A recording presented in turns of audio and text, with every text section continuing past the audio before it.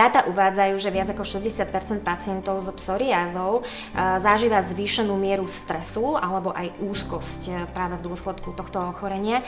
Stres ako taký nie je vyslovene negatívny. Niekedy ten akutný stres nás motivuje k lepším výkonom, drží nás v strehu alebo zlepšuje kognitívne schopnosti, ale problém je hlavne ten chronický, dlhotrvajúci, intenzívny stres. Pacienti veľmi často práve v dôsledku viditeľnosti tých kožných lézií zažívajú také pocity určitej hanby, majú tendenciu sa aj sociálne izolovať, napríklad nejaké verejné kúpaliská, v lete nosia dlhé rukávy alebo dlhé nohavice, tak jednoznačne ten kožný stav preťažuje aj tú psychickú pohodu a vnútorné psychické zdravie. A preto je dôležité zamýšľať sa aj nad takým slovom, ako je rovnováha, balans.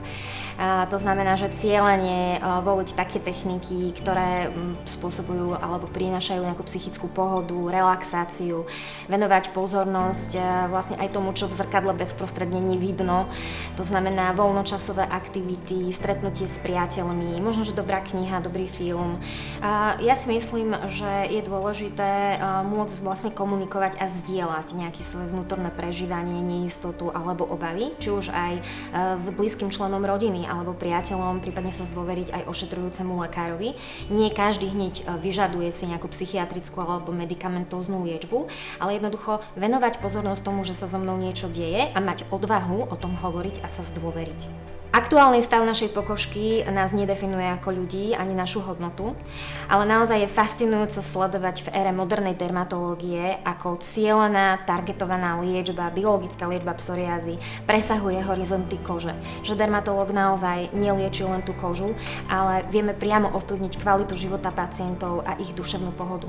Chcela by som povzbudiť našich pacientov, aby mali dostatok informácií o svojom ochorení a aby mali dôveru svojho ošetrujúceho lekára a naozaj treba si uvedomiť, že využívanie cielenej, dostupnej terapie včas mení kvalitu života a takisto výrazne ovplyvňuje duševné zdravie a pohodu.